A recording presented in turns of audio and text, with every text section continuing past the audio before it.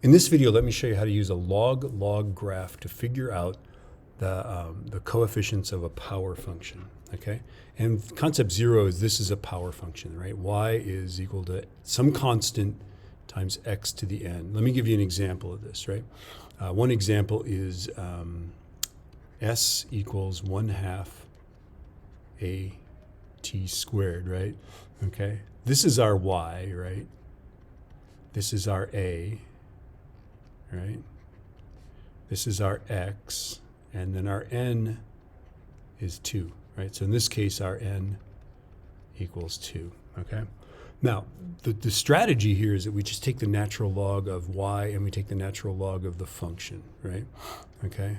And if we do that, because of the way logarithms work, remember that ln y would equal ln a plus ln x to the n, right? Because if they're multiplied together, you can just add the logarithms. Because remember, logarithms are exponents, right?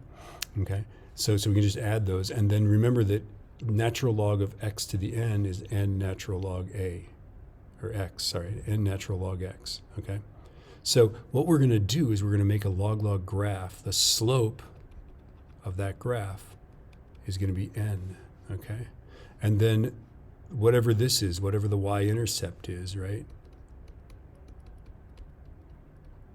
Okay, that's going to equal ln of a, right? So all we have to do is go e to the y-intercept, right? And that'll equal a, okay? So let me just show you how to do this. I think it's easier to show you than to explain all the theory, right? So the first thing we want to do is we want to make a place for it. So I'm going to go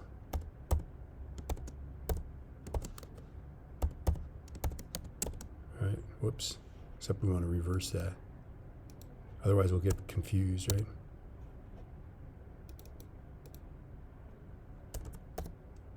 All right, so ln x, ln y, right?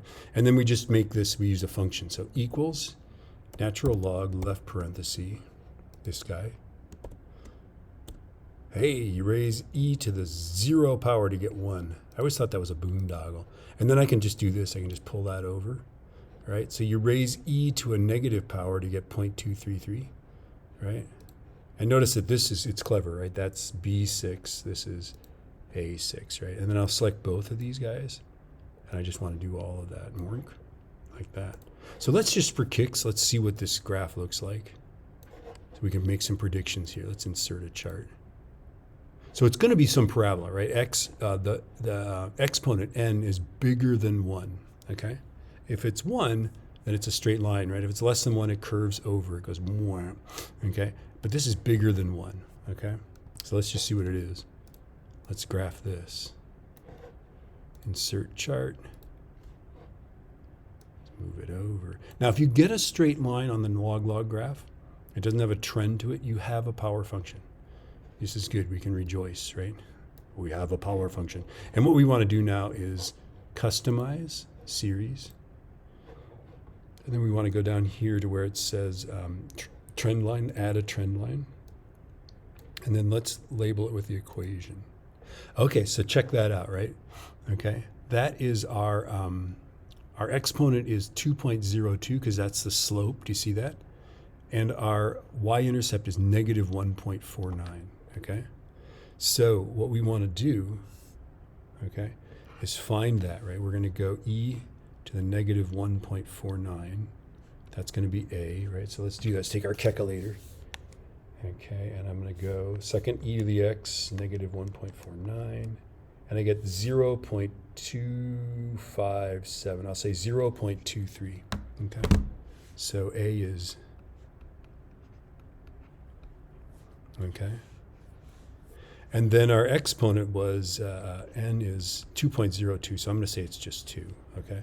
So let's go back here. We're going to fill this in. This is 2, I think. You could say 2.02. I don't really care, right? And then this was 0.225. So I'm going to say 0.23. There we go, right? All right. So in the next video, I'm going to show you how to do a linearized graph. And this is one of the things that IB wants us to do. But let me take another video.